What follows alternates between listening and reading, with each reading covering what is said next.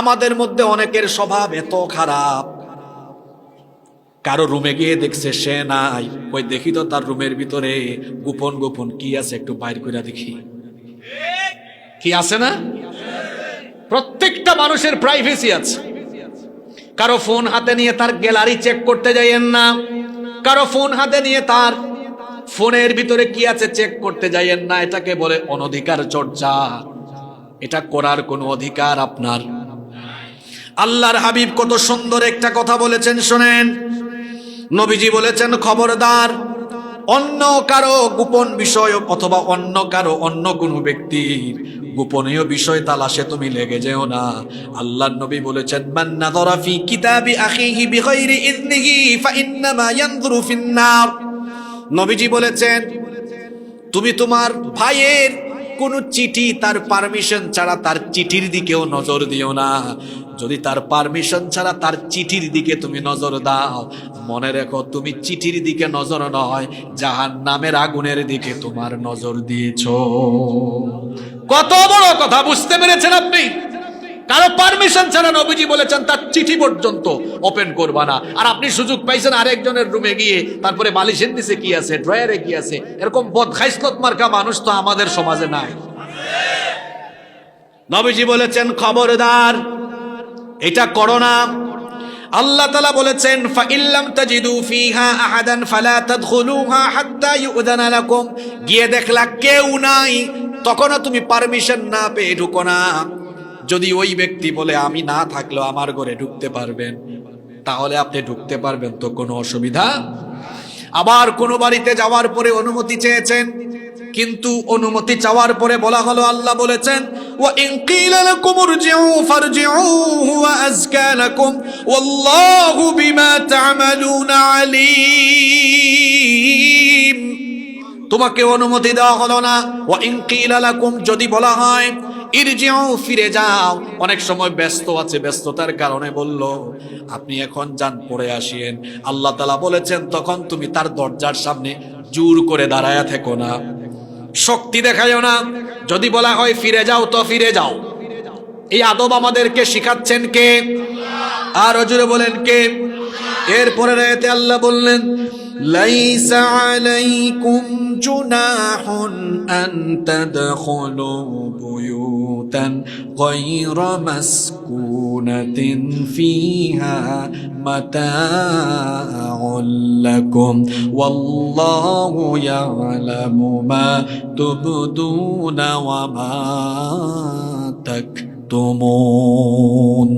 যে ঘরে কোনো মানুষ বসবাস করে না, সেখানে যদি ভোগ্য সামগ্রী থাকে তো সেখানে ঢোকার জন্য পারমিশন লাগবে না। উদাহরণ যেমন বাজার, বাজারের দোকানপাট, কোনো বাজারে ঢুকতে গেলে কি বাজার কমিটির অনুমোদন লাগবে নাকি? লাগবে না।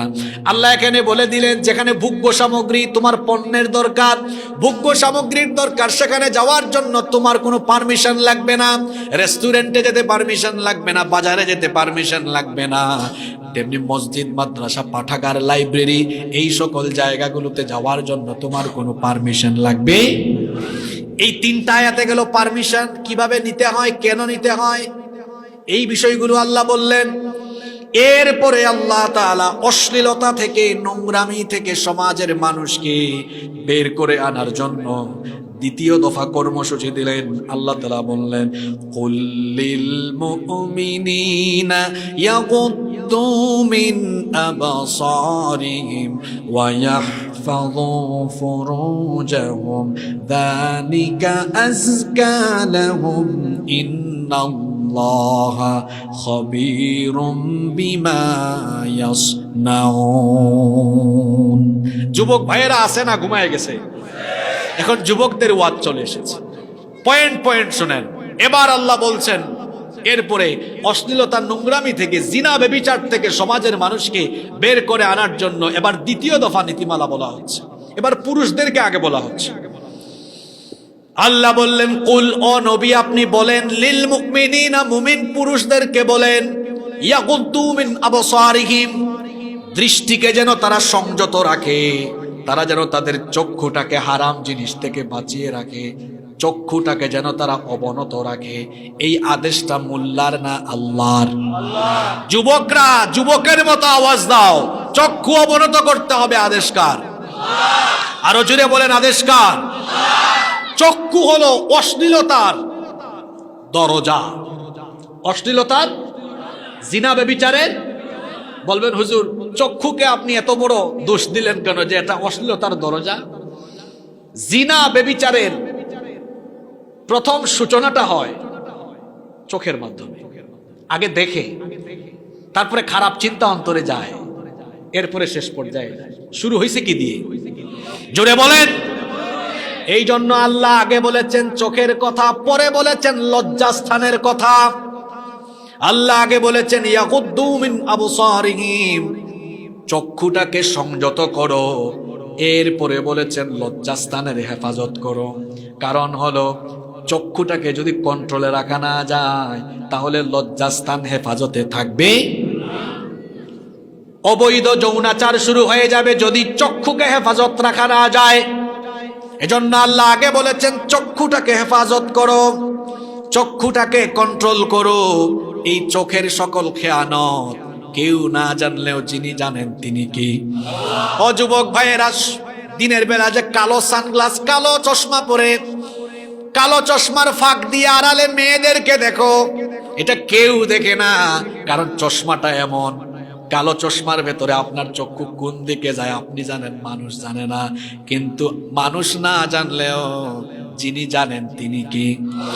আল্লাহ বলেছেন ইয়ালামু খাইনাতাল আয়ুনি ওয়া মা তুখফিস সুদূর।